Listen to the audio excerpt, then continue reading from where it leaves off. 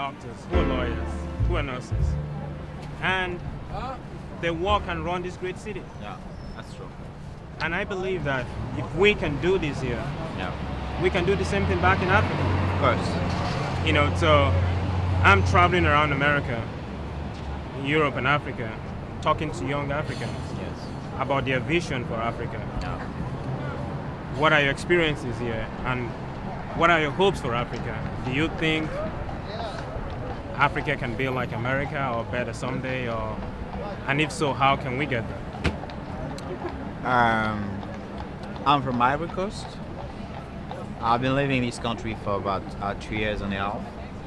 I'm a student, but I have a little bit of entrepreneurship spirit. I opened a bike rental business, so I'm doing very good. I can't say that I realized the American dream, but I could say that I'm on the path of doing it. But as far as like Africa, I think we have a long way to go. It's very disheartening to see what happens in the continent. You know, when I was coming here as a student, I was thinking about, you know, going to school, getting a degree and going back and trying to change the system. But I mean, the system is so corrupt that sometimes you led to think that no matter what you do, it's going to be very, very difficult. I mean, to correct the path. You know, let's talk about my country, my own country, the one that I really know. Yes.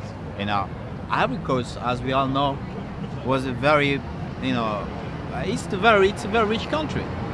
You know, we have many resources, and in the years 1980s, there's been what we call the miracle of Ivory Coast. I mean, the Ivorian miracle.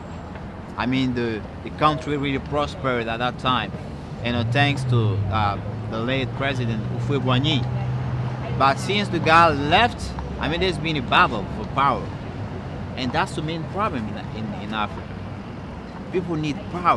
They don't come into office in order to help people or to help, you know, the country get developed. They come just for power and money, just to get rich. And I think, I mean, the main thing is to change the mentality. How can we change the mentality of Africans? I think the main way to do it is through education. I've come to realize that, I mean, the main problem in Africa is education. I mean, the majority of people are not educated. They didn't go to school, to college. You know, they didn't get a chance like us to get a, you know, degree in college and stuff. So, I mean, everything is tribal. Everything is centered around ethnicities. You know, most of the people vote for such and such because he's from my ethnicity, not because he has programs, you know, that could help, you know, develop the country. So I think Africa, it's possible if there are more and more people like you, me, you know, people who have entrepreneurship spirit like me, people who went to school and became doctors like you know, that are, you know, willing to go back and share the knowledge.